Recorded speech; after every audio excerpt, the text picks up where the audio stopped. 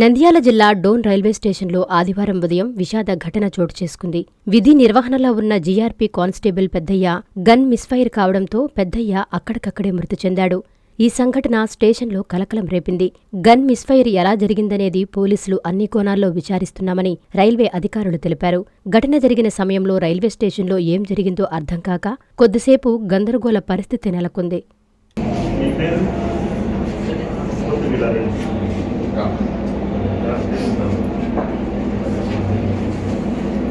చూసారమ్మా, ఆయన డ్యూటీ దిగి వచ్చి అది హ్యాండ్ ఓవర్ చేయాలి కదా, తుపాకీ ఆన్ డ్యూటీలో ఉన్నప్పుడు హ్యాండ్ ఓవర్ చేసే సమయంలో యాక్సిడెంట్గా ఫైర్ అయింది. బాగా దాన్ని ఉపయోగించడం తెలిసిన వాడే, కానీ అనుకోకుండా జరిగినటువంటి సంఘటన, దానివల్ల చనిపోవడం జరిగింది. చూసి తెలుసుకున్నారు కదా మీరు కూడా, ఎందుకంటే మించిన చాలా దుర్ఘటన అది, అనుకోకుండా జరుగుతుంది. డ్యూటీలో ఉన్నటువంటి వారు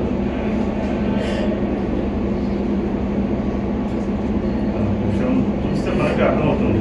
ఎందుకంటే మించి వేరే లేదు. మీ అభిప్రాయం వేరే ఏమైనా ఉందా? లేదు కదా.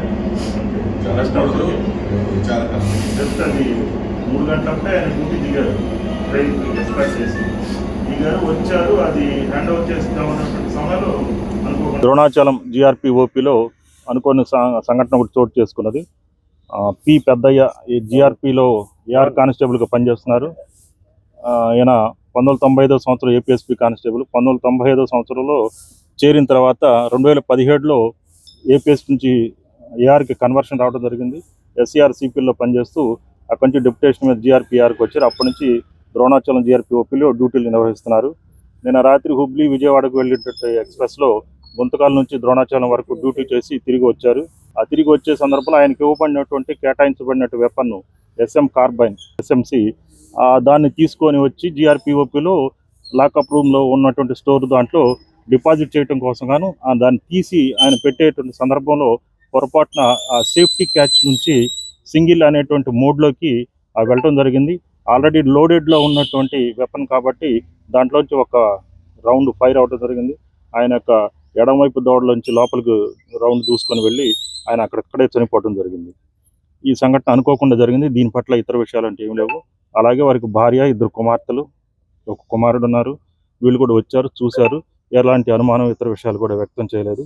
కాబట్టి అనుకోకుండా జరిగిన దుర్ఘటనగా దీన్ని భావిస్తున్నాం. ఇంజనీరింగ్ విద్యపై అప్పటికీ ఇప్పటికీ ఎప్పటికీ చెరిగిపోని ముద్ర వేసిన ఏకైక విద్యా సంస్థ నారాయణ.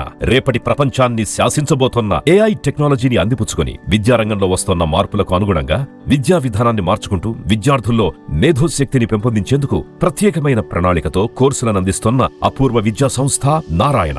NAC మరియు NBA గుర్తింపు పొంది 27 సంవత్సరాల అనుభవంతో అత్యున్నత ప్రమాణాలతో ఇంజనీరింగ్ విద్యకు సరికొత్త దిశ చూపుతున్నాయి నారాయణ ఇంజనీరింగ్ కళాశాలలు. అండర్ గ్రాడ్యుయేషన్ మరియు పోస్ట్ గ్రాడ్యుయేషన్ కోర్సులను అటానమస్ కరికులం ఆధారంగా అందిస్తూ 2024-25 విద్యా సంవత్సరంలో 50కి పైగా MNC కంపెనీలలో 600కు పైగా ఉద్యోగ అవకాశాలు పొంది మరియు వాటిలో అత్యధిక ప్యాకేజ్ 12 lakhs per annum సాధించిన ఘనత నారాయణదే. AICTE ద్వారా గుర్తింపు పొందిన idea labs, drones, 3D printer, Juniper network centre of excellence, robotics, IoT centre of excellence ల్యాబులు కలవు. అడ్మిషన్లకై సంప్రదించండి. నారాయణ ఇంజనీరింగ్ కళాశాలలు, నెల్లూరు మరియు గూడూరు.